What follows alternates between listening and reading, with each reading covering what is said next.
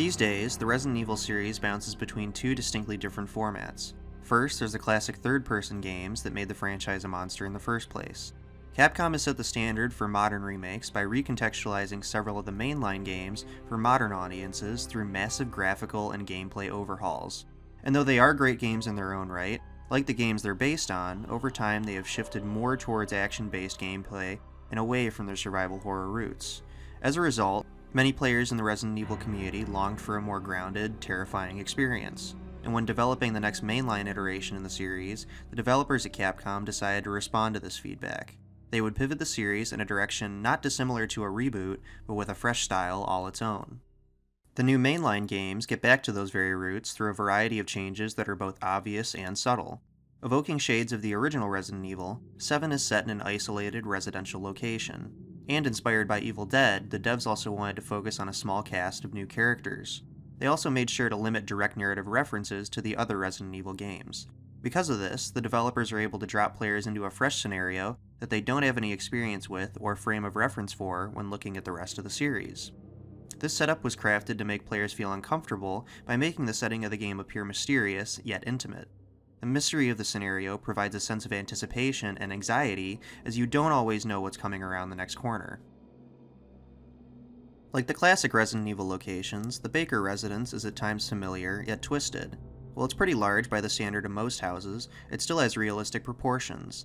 This design choice grounds the setting, making it feel immersive to navigate generally, and more intense when horror aspects are sprinkled in, because they are connected to something more tangible and real.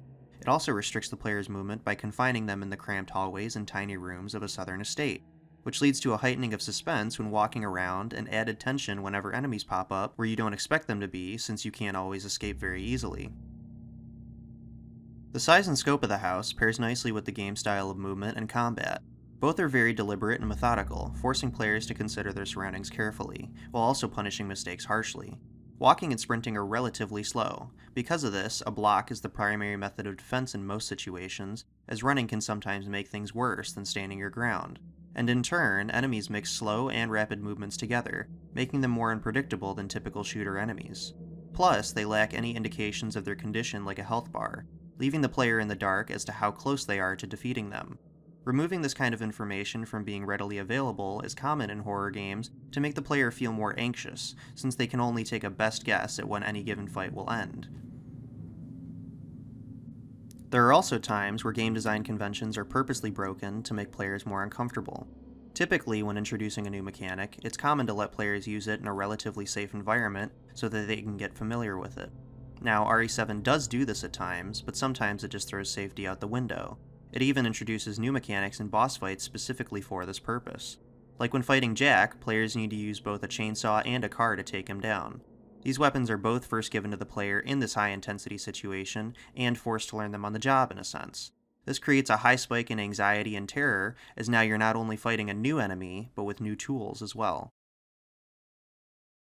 Similar to its gameplay, the narrative of Resident Evil 7 takes a few steps back from the bombastic nature of its immediate predecessors.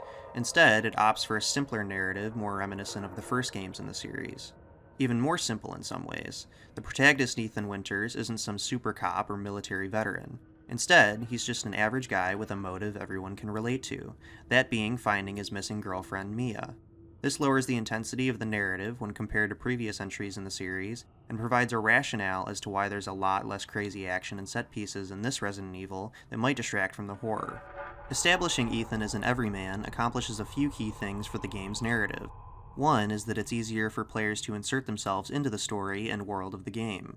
While many other games feature pre-established, well-characterized protagonists, RE7 puts that to the side to focus on Ethan's experience as the player's experience, rather than how it influences his character directly. Being more immersed in the experience in this way makes the other advantage of Ethan's blandness even more powerful. Since the character they're controlling isn't very powerful or knowledgeable in any particular way, players are more likely to feel uneasy when they're placed in difficult circumstances. Of course, this also has to show itself through mechanics to be truly meaningful, but the narrative setup here ties in nicely with how the developers want the player to feel while playing through the game. A narrative and level design concept used throughout the game to a significant yet subtle effect is environmental storytelling. The high-level nature of the game's plot presents many small gaps that can be filled in through the objects that make up the Baker residence. For example, the game plays on rural stereotypes of being relatively backwards technologically compared to people in cities. This is shown through the types of devices that can be found throughout the house over the course of the game. The VHS players and tapes Ethan utilizes to see other characters' points of view are one example of this. So are the cassette players and tapes used to save the game in safe rooms. Framing these game mechanics as outdated technology showcases the rural and isolated nature of the Bakers even before they were corrupted. One particular sound effect also enhances this theme. In the dinner scene, you'll notably hear a doorbell that sounds a little weird. God damn it! I'll bet it's that cop again. Goddamn pigs! That's because it's emulating an old-timey analog ringing doorbell rather than the more modern and electronic ding-dong one you might be used to hearing. Once again, this highlights the backwards nature of the Baker's living environment because of the lack of up-to-date technology. Environmental storytelling is also used to characterize the members of the family individually. As the player travels through the compound, they can find written notes and examinable items among other objects that add a bit of backstory to the game's antagonists. Like how Jack Baker has a love of football, something very common in the American South. This is displayed through various findable items across the game, including one of his old helmets from his playing days, and the destructible bobbleheads that are spread all over. While it is subtle, giving a little more detail to the game's characters in this way helps to make them not only somewhat relatable and tragic, but also grounded in reality, and as such, even more terrifying.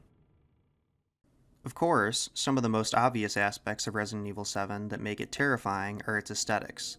The most obvious of all being that all of this gameplay has been in first person, a first for the series. First person has several advantages for horror over third person. For one, it gets the player closer to the action as the character takes up very little space on screen. It also greatly restricts their vision, leaving more room for the enemies to appear out of view and scare them. And specifically for the genre, it draws comparisons to popular horror movies like those in the found footage genre to get familiar with and set expectations for the experience. Something the game takes full advantage of with the aforementioned VHS tapes with their perspectives from multiple characters and grainy film look. Resident Evil 7 makes first person much more immersive by the attention the developers paid to first person animations. Everything from healing to placing a hand on a door as it opens feature distinct animations that make the experience feel richer and more physical than other games that take the same perspective. Some body horror is also incorporated here, as Ethan is injured over the course of the game. This provides some of the more iconic and gory moments throughout the game as he gets torn up as much as any would-be slasher movie victim. Must contain this outbreak. Gonna quit, I promise. Must burn it all down.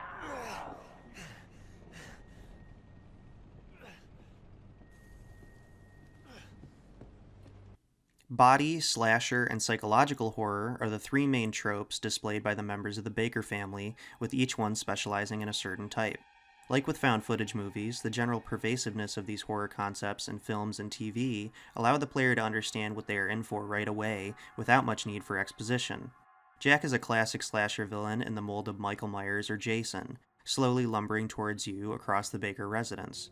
While every character and RE7 as a whole embraces body horror, Marguerite embodies the concept with a dramatic distortion of her body and insects constantly flowing in and out of her. Finally, Lucas is clearly inspired by Jigsaw from the Saw movies as he stays out of the way, speaking to the player through digital screens and lets his traps do the dirty work. The Bakers themselves and their residents are brought to life through photogrammetry to make them even more terrifying. By utilizing images of objects like real meat, the developers are able to create photoreal assets that could be placed around the house to creep out, disgust, and generally scare the player. This is especially noticeable in the intro sequence where the dirty, rundown nature of the house is on full display. It also makes enemies that much more intimidating because they look more realistic than enemies that are modeled without utilizing this technology. For the purposes of immersion and building terror, the user interface also serves a key role. For some parts, that role is getting out of the way so it doesn't distract from the horror. We can see this in how the ammo counter disappears when not in use, freeing up more on-screen real estate to observe the environment. Resident Evil 7's version of a health bar operates along the same principle. In this case, it's only visible when directly prompted by the player. It's also diegetic in the form of a pulse watch, limiting the amount of interface elements which feel gamey and take the player out of the experience. and a pulsing meter that's changing color is concerning in its own right due to common knowledge of medical devices, further building anxiety and terror. And as with any horror media, sound is a very important factor in making an audience feel terror. RE7 specifically uses sound in some creative ways. Developers were particular in how they played with the audio levels over the course of the game. To paraphrase them, players get used to a certain level of auditory stimulation. This would be the volume and amount of all the sound effects, music tracks, and other audible components in a given scene. If this stays consistent, players tend to feel comfortable, but when it quickly changes, their mood quickly changes as a result. And to paraphrase the devs again, an environment full of sound suddenly becoming silent is the auditory equivalent to a lit room suddenly becoming dark.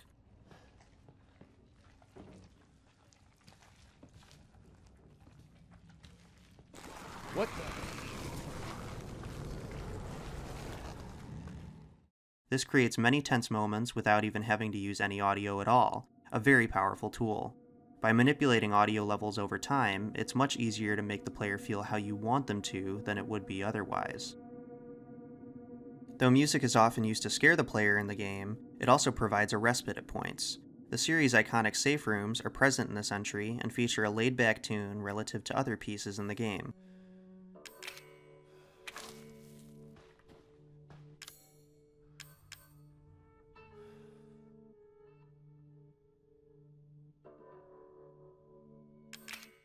This serves to pace out the terror by allowing players to come down from high-intensity moments.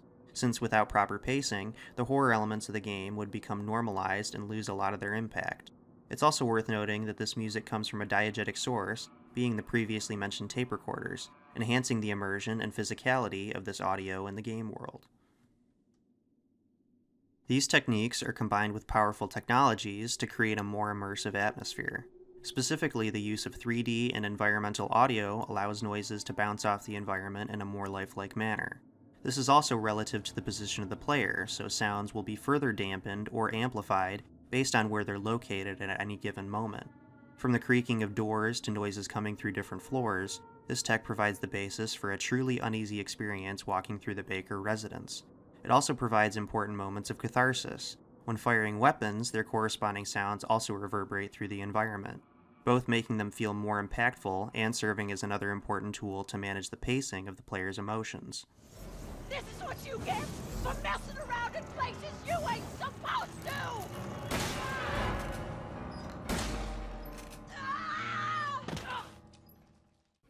Even the game's theme song is scary. Go Tell Aunt Rhody is actually an English-language folk song that originated in a French opera before traveling to the UK and then the US. It was used in the game because it also traveled to Japan in the 1800s when American school teachers were brought to Japan to help establish the public school system.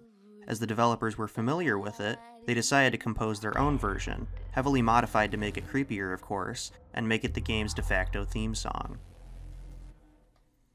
I think it's safe to say the developers hit their mark with Resident Evil 7 by calling back to the classics and throwing in many new twists for the series along the way.